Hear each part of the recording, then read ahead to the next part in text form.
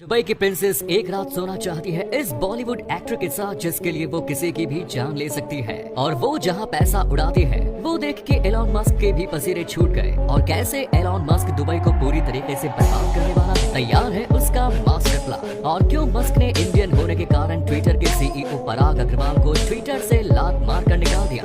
Dubai आने वाले समय में पूरी तरह से बर्बाद हो जाएगा और इसे बर्बाद करने वाले होंगे दुनिया के सबसे अमीर शख्स एलॉन मस्क। एलॉन मस्क ने दुबई को बर्बाद करने की पूरी प्लानिंग कर दी है और इसे बचाने के लिए दुबई के प्रिंस के पास इसका कोई तोड़ भी नहीं है। असल में दुबई की इकोनॉमी का एक बहुत बड़ा हिस्सा वहाँ के टूरिज्म पर निर्भर है।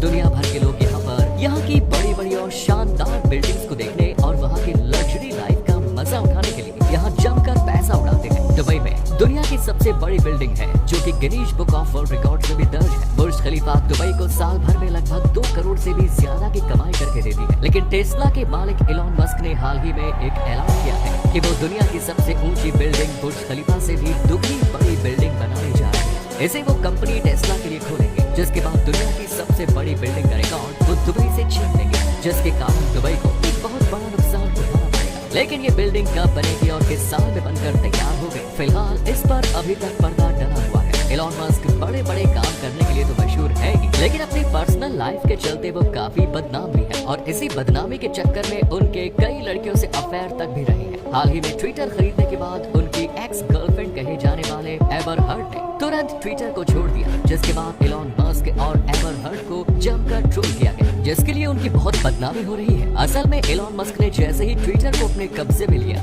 उन्होंने सबसे पहले ट्विटर के सीईओ पराग अग्रवाल को नौकरी से लात मार कर बाहर निकाल दिया, जो कि भारतीय है। इसके पीछे सबसे बड़ा कारण यह था कि ट्विटर की डील के बीच में ही पराग अग्रवाल ने बयान दिया था कि अब ट्विटर का भविष्य खतरे में है। लेकिन शायद उन्हें पहले से पता था कि ट्विटर का भविष्य नहीं, उनका खुद का करियर खतरे में है, जिसके बाद ट्विटर से उन्हें निकाल दिया गया। एलॉन मस्क यही नहीं रुके, उन्होंने ट्विटर के सीएफओ नेड सीगल को भी बाहर निकाल दिया। इतना ही नहीं, ड्यूटी चीफ एडवाइजर विजया गाड़े को भी ट्विटर से बाहर निकाल दिया गया। ये वही विजया है जिन्होंने अमेरिका के राष्ट्रपति डोनाल्ड ट्रंप के ट्विटर अकाउंट को बैन करवाया और इसे निकालते हुए एलॉन मस्क ने ट्विटर पर तुरंत पोस्ट करते हुए कहा कि द बर्ड इज फ्री, यानी चिड़िया आजाद हो गई है। ये तो सिर्फ शुरुआत है, उनका प्लान इससे भी बड़ा है। अब वो फेक फॉलोअर्स यूजर्स के अकाउंट को पूरी तरह से बैन करवा देंगे और ट्विटर पर बोलने की पूरी आजादी देने वाले हैं। हाल ही में उन्होंने ट्विटर पर दिखने वाले ब्लू टिक के लिए भी अब पैसे चार्ज करने की प्लानिंग कर ली है, जिसके लिए भविष्य में आपको पैसा देना पड़ सकता है। लेकिन दुबई के शहंशाह की बेटी शेख लतीफा और शेख शमशाह अपने पिता की शानदार, बेहतरीन और चमकती हुई जिंदगी को छोड़कर भाग जाना चाहती थी और उन्होंने ऐसा किया भी। लेकिन हर बार उनके पिता के बॉडीगार्ड उन्हें वापस पकड़कर घर ले आते थे। कई बार शेख लतीफा अपने पिता के खिलाफ घर भाग जाने के बाद सोशल मीडिया पर भी लोगों के साथ साझा करती है। लेकिन उनके और एक बेटी माहिरा शेख न तो इस्लाम के किसी नियम को मानती हो, न ही अपने पिता के बनाए हुए फायदे कानून को। दुबई की शहजादी माहिर शेख के पास इतना पैसा है कि अगर उसे गिनने के लिए दिन रात मशीनें भी लगा दी जाए तो भी वो 4-5 दिन में नहीं गिना जाएगा। ये अरब की सबसे खूबसूरत और हसीन शहजादी मानी जाती है। उसे घोड़ों से बेहद प्यार है और यही कारण है कि उसने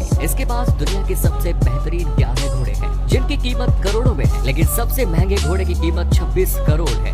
इन घोड़ों के रखरखाव के लिए भी दुबई की शहजादी हर साल लगभग 30 करोड़ यूं ही उड़ा देती है। घोड़ों के अलावा शहजादी के पास दुनिया की सबसे महंगी और टॉप मॉडल की गाड़ियां हैं, जिन पर उसने पैसा जमकर उड़ाया है। इसके अलावा लगभग 18 करोड़ की लाफरारी गाड़ी भी उनके कलेक्शन में है। ये तो सिर्फ ट्रेलर भर है। माहिरा शेख के कपड़ों की कीमत भी लाखों में होती है, जिसे वो डिजाइनर टाइफैनी एंको से डिजाइन करवाती है। इसकी एक ड्रेस की कीमत 66 लाख है, जिसके साथ वो लगभग 2 करोड़ रुपए के हैंड बैग रखती है। शहजादी के पास इतना पैसा है कि उसने लगभग 10 बिलियन के घर को खरीदा है, जिस पर हर साल लाखों रुपया सिर्फ रखरखाव का खर्च होता है। दुबई की ये शहजादी अपने पिता के साथ रियल एस्टेट में भी जमकर पैसा लगाती है। यही कारण है कि अपनी पढ़ाई पूरी करने के बाद वो अपने पिता के साथ दुबई के डेवलपमेंट में उनका साथ देती है और वहाँ से जमकर पैसा कमाती है। माहिरा शेख की एक साल की कुल कमाई लगभग 7200 करोड़ रुपए है, जो उसे दुबई पर राज करने में मदद करती है। अब ऐसे ही एक भारतीय अब अंग्रेजों पर राज करेगा, उसे अंग्रेज देश पर जिसने भारत पर 150 साल से ज्यादा राज किया। असल में ऋषि सुनक ब्रिटेन के अगले प्रधानमंत्री बनकर पूरे ब्रिटेन पर राज करेंगे। ऋषि सुनक का जन्म ब्रिटेन में ही हुआ, लेकिन उनके रगों में एक भारतीय का कभी खून दौड़ रहा है, क्योंकि उनके दादा दादी भारत के पंजाब के थे।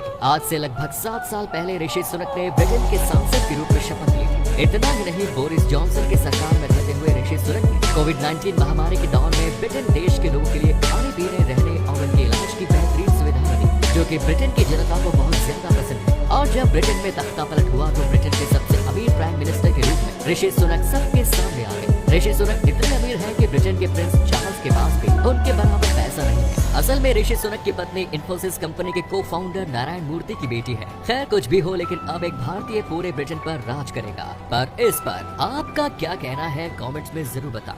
अब हम आपको बताते हैं टर्की और पाकिस्तान का डर्टी गेम। अंतर्राष्ट्रीय मंच पर टर्की को भारत के खिलाफ बोलता हुआ और पाकिस्तान के साथ खड़ा हुआ अक्सर दिखाई देता है, लेकिन अब इन दोनों की ऐसी हरकत सामने आई है जिसके बाद पूरी दुनिया इनकी इस गंदी हरकत से हैरान है। असल में पिछले कुछ वक्त में भारत के इमेज को दुनिया के सामने मुसलमान लोगों पर अत्याचार करने की बनाकर पेश की गई, लेकिन अब पता चला है कि इसके पीछे टर्की और पाकिस्तान का हाथ है। इन दोनों देशों ने मिलकर भारत के खिलाफ एक ऐसी साइबर टीम बनाई है जिसका काम ऐसी वीडियो को दुनिया के कोने कोने तक पहुँचाना है जिसमें भारत के इमेज को मुसलमान लोगों के ऊपर अत्याचार करते हुए दिखाया गया, जिससे भारत की छवि को दुनिया भर में खराब किया जा सके। इस बेहुदा हरकत पर आप लोगों का क्या कहना है कमेंट्स में जरूर बताएं। उसके साथ साथ हम आपको बताते हैं कि कैसे पाकिस्तान के इस फिल्म ने दुनिया में हल्ला मचाया हुआ है। पाकिस्तानी फिल्म ने RRR के रिकॉर्ड को तोड़ते हुए पूरी दुनिया में तहलका मचा दिया। The land of Maula Jatt दुनिया भर में ओपनिंग के मामले में सबसे ज्यादा कमाई करने वाली पहली पाकिस्तानी फिल्म बन गई। फवाद खान और रईस फिल्म की हीरोइन माहिरा खान ने गजब की एक्टिंग करते हुए सारे रिकॉर्ड्स तोड़ डाले।